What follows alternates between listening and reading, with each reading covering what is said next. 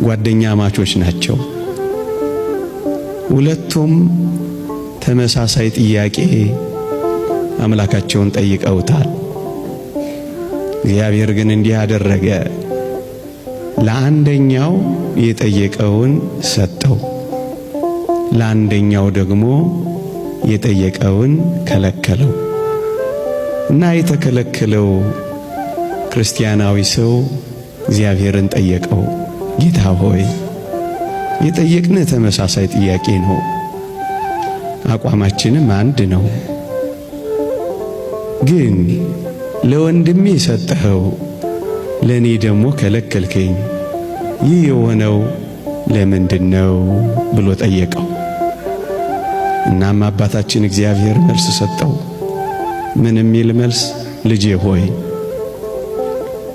ለሱ በከለክለው ይጠፋብኛል፣ አንተን ደግሞ ብሰጥህ ምን ትሆንብኛለህ? ትጠፋብኛለህ። ላንተ የከለከልኩት እንዳትጠፋብኝ ብዬ ነው። ለሱ ደግሞ የሰጠሁት በከለክለው ይጠፋብኛል ብዬ ነው። እናም ለሁለቱም መስጠትንም ማዘግየትንም እግዚአብሔር የሚያደርገው ለሁለቱም ጥቅም ሲል ነው። ወገኖቼ እግዚአብሔር በጊዜው ጠይቃችሁት አሁን እየሰጣችሁ ካልሆነ እንዳንጠፋበት ብሎ ነው።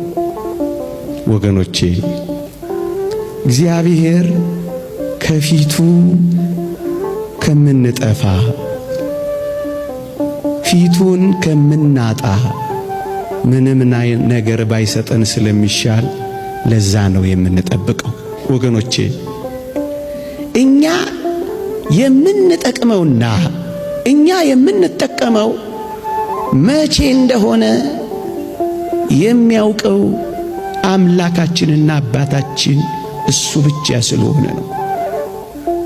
መቼ ቢሰጠን እንደምንጠቀምበት፣ መቼ ቢያደርገው እንደሚጠቅመን የሚያውቀው አንተ አባታችን ነህና ጌታ ሆይ አናጣድፍህም፣ አላጣድፍህም፣ በትዕግሥት እጠብቅሃለሁ እንጂ ለምን ታጣድፈዋለህ? የሚጠቅምህና የምትጠቅመው መቼ እንደሆነ ስለሚያውቅ በትዕግሥት ዝም ብለህ ጠብቀው። ማመን ማለት መጠበቅም ጭምር ነው። መጣደፍ አይደለም መጠበቅ። እየሞትኩ የታለ እሱ ብላችሁ የምትጉረመረሙ ትኖሩ ይሆን? አሁንና ለምን ትሉታላችሁ? ለምን ካላንደር ታወጡለታላችሁ? ለምን ስኬጁል ታነጥፉለታላችሁ? ለምን ታጣድፉታላችሁ? ለምን እጁን ይዛችሁ እየመራችሁ ልታሳዩ ትሞክራላችሁ? ስትታመሙ ወይም ስትቀበሩ ሊመጣ ይችላል። ለቀብር ስትሄዱ ወይም ቀብር ሆኖ ተቀብራችሁ አንድ ቀን አይደለም 4 ቀን ሲሆነው ሊመጣ ይችላል።